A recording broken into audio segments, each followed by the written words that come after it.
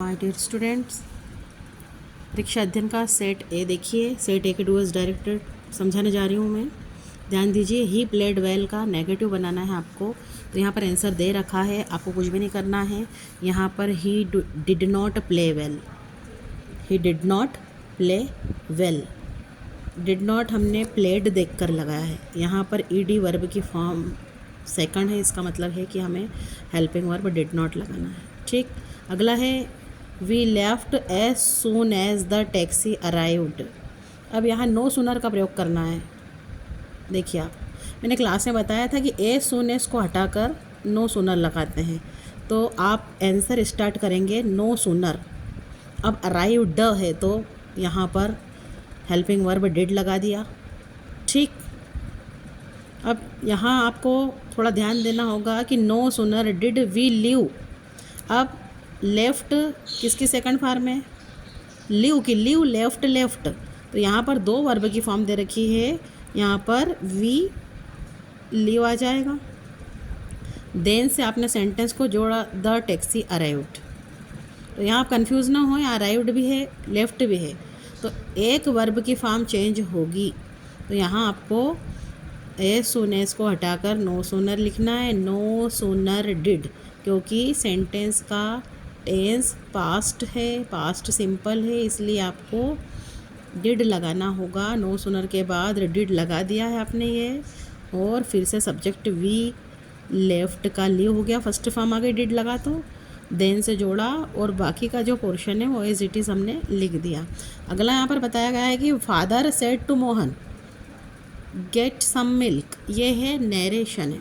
Narration means direct indirect होता है, आपको इतना डीप में जाने की ज़रूरत नहीं है।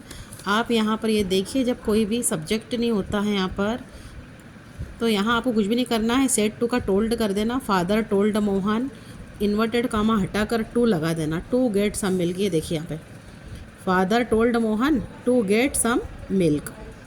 ठीक, नेक्स्ट है someone has stolen my pen. अब यहाँ पहले मैंने बताया था आपको पैसिव वॉइस बनाने का। क्या बताया था? बहुत ही सिंपल बताया था कि आपको क्या करना है कि जो लास्ट में लिखा है उसको फर्स्ट में लिखना है। ठीक, हैज़ है तो आंसर में बीन आएगा। वर्ब की फॉर्म आपको दे रखी है ऑटोमेटिक, कुछ भी नहीं करना आपको। तो यहाँ पर आप लिखेंगे my pen has been stolen. ये देखिए आप, my pen has been stolen. अगर आप समवन नहीं भी लगाते हैं चलेगा, और लगा भी देंगे तो गलत नहीं होगा। समवन जो शुरू में लिखता है उसको बाय के साथ लिखते हैं, तो बाय समवन, ये हो गया। अगला रीअरेंज करना है। Head exams a lot of after time. आ यहाँ पे बीच में दे रखा है। तो जब भी कोई वाक्य शुरू करते हैं तो सब्जेक्ट को पहले लिखते हैं। तो जैसे आई लिख लिया आपने, हेल्पिंग वर्ब यहाँ पर क्या है? हेड। आई हेड हो गया। अब ए लॉट ऑफ फ्रेज होता है, तो ए लॉट ऑफ लिखा। ए लॉट ऑफ किसके लिए लगाया? टाइम के लिए लगाया। अब आफ्टर एग्ज़ाम्स, यहाँ पर ये रीअरेंज करना है, तो थोड़ा सा आप सोच समझ कर कीजिए। फिर नेक्स्ट है she did not talk to me, she did not look at me. ये है नीदर नॉर। नीदर नॉर आपको बताया था मैंने कि एक नॉट हटा के नीदर लगा देना, और एक नॉट हटा के नॉर लगा देना, और जो चीज़ डबल डबल है उसको नहीं लिखना है। जैसे शी लिखा हुआ है यहाँ पे, है ना। तो शी, अपन वाक्य शुरू करेंगे। यहाँ नाइदर से भी स्टार्ट कर सकते हैं। तो पहला सेंटेंस में अपन यहाँ पर नाइदर डिड, ये पास्ट का है, तो neither did she talk to me, और नॉर से जोड़ा है शी लुक एट मी। ये एक प्रकार हो गया। दूसरा प्रकार, she did neither talk to me nor look at me. She did neither talk to me और नॉर लुक एट मी।